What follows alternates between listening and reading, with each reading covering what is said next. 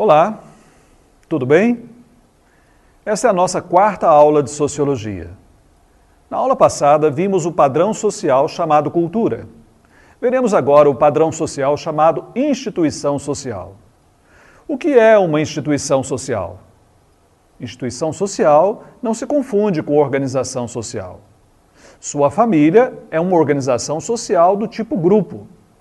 A família monogâmica é uma instituição social brasileira. Uma instituição social é um conjunto de crenças, valores, normas, posições e papéis referentes a campos específicos de atividade que regulamentam a satisfação das necessidades humanas. As instituições sociais estão para os humanos como os instintos para os animais não humanos. Elas são trilhas formadas gradualmente na sociedade a partir das ações que executamos ao longo de várias gerações para atender às nossas necessidades. Como a água que desce na montanha e vai fazendo uma trilha por onde as águas futuras também passarão, assim é a instituição, como uma trilha. Há instituições universais e instituições complementares. As instituições universais são aquelas encontradas em todos os povos conhecidos do planeta. Elas são chamadas também de instituições axiais, porque, na verdade, são eixos estruturantes de qualquer sociedade.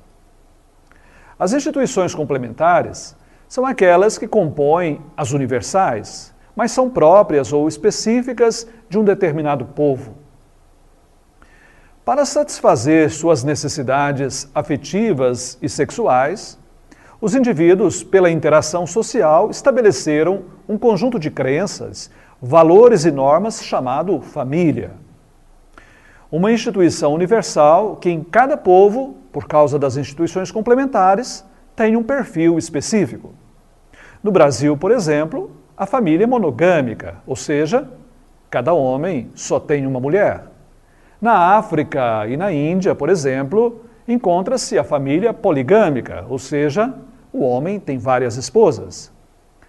Assim, a família é uma instituição universal, pois é comum a todos os povos, mas a monogamia e a poligamia são instituições complementares, assim como o namoro ou o noivado são instituições complementares da família no Brasil. Considerando que ninguém vive de brisa, para se atender às necessidades com a manutenção da vida, estabeleceu-se um conjunto de crenças, valores e normas chamado economia, que define o jeito certo de se conseguir aqueles bens necessários à manutenção da vida. Assim, existe a instituição universal da economia, e em cada povo, suas instituições complementares.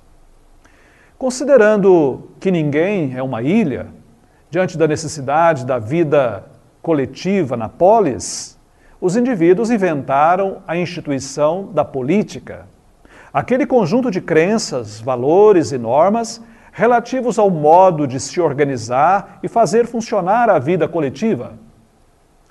Considerando que ninguém nasce sabendo, para suprir a necessidade de aprender, criou-se a instituição da educação, ou seja, aquele conjunto de crenças, valores e normas relativas aos modos de se aprender e ensinar. Considerando que o ser humano é um ser limitado ou finito, que tem necessidade de se relacionar com o transcendente, com o infinito, criou-se um conjunto de crenças, valores e normas chamado instituição da religião, para satisfazer aquela necessidade. Por fim, como ninguém é de ferro, o ser humano definiu o jeito certo de se divertir, fundando a instituição da recreação, também uma instituição universal. As instituições sociais são formadas por um processo histórico de interação social realmente longo, de modo que estão profundamente arraigadas em nós e não imaginamos outros modos possíveis de satisfazer nossas necessidades. Elas nos governam como um padrão natural da sociedade. Além disso, as instituições são padrões sociais objetivos, ou seja, não dependem dos sujeitos individuais. Existem separadamente dos indivíduos e atuam como uma força real sobre eles. Aliás, antes de aparecermos no mundo, elas aí já estavam. E muito provavelmente continuarão depois que desaparecermos. As instituições, entretanto, não são absolutamente estáticas. Elas mudam com o passar do tempo. O papel social da mulher em nossa sociedade, por exemplo, qual é o papel predominante da mulher hoje em dia? O da dona de casa ou o da profissional ambiciosa? Nesse sentido, tem-se um processo de institucionalização quando um padrão se torna amplamente aceito e considerado correto e importante para a sociedade e os indivíduos. Tem-se uma desinstitucionalização quando um padrão deixa de ser importante ou dominante na sociedade. A família numerosa na sociedade urbana industrial, por exemplo, cedeu seu lugar para a família nuclear, aquela pequena família, papai, mamãe e no máximo 3 crianças. O que vemos aqui? O processo de desinstitucionalização da família extensa e a institucionalização da família nuclear. Deste modo, as instituições sociais são importantes para os indivíduos porque nos orientam sobre como criar os filhos, como conseguir os suprimentos necessários, como participar da política, enfim, nos orienta como viver na sociedade. E são importantes para a sociedade porque são como trilhas. Elas restringem nossas escolhas, canalizando nossa liberdade e garantindo uma uniformidade de ação que possibilita a cooperação. Sem elas, a sociedade seria um verdadeiro caos.